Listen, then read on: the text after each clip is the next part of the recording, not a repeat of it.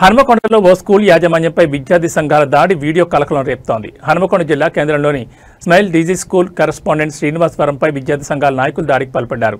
ఈ ఘటనకు సంబంధించిన సీసీటీవీ ఫుటేజ్ బయటకు రావడంతో వీడియో సోషల్ మీడియాలో వైరల్గా మారింది. వీడియోలో కొంతమంది విద్యార్థి సంఘం నాయకులు స్కూల్ యాజమాన్యంపై దాడి చేయడానికి ప్రయత్నిస్తున్న దృశ్యాలు స్పష్టంగా రికార్డయ్యాయి. సంఘ నాయకులు చందాల పేరుతో స్కూల్కు వచ్చి యాజమాన్యంతో వాగ్వాదానికి దిగిన తర్వాత దాడికి పాల్పడ్డారనే ఆరోపణలు వినిపిస్తున్నాయి. ఈ ఘటనకు నిరసనగా ఉమ్మడి వరంగల్ జిల్లా వ్యాప్తంగా అన్ని ప్రైవేట్ విద్యా సంస్థలు బంద్ పాటిస్తున్నట్లు ట్రస్మా ప్రతినిధులు ప్రకటించారు. వారు స్కూల్ యాజమాన్యంపై జరిగే ఇలాంటి దాడులను కఠినంగా ఖండిస్తూ ప్రభుత్వాన్ని తక్షణ చర్యలు తీసుకోవాలని డిమాండ్ చేశారు.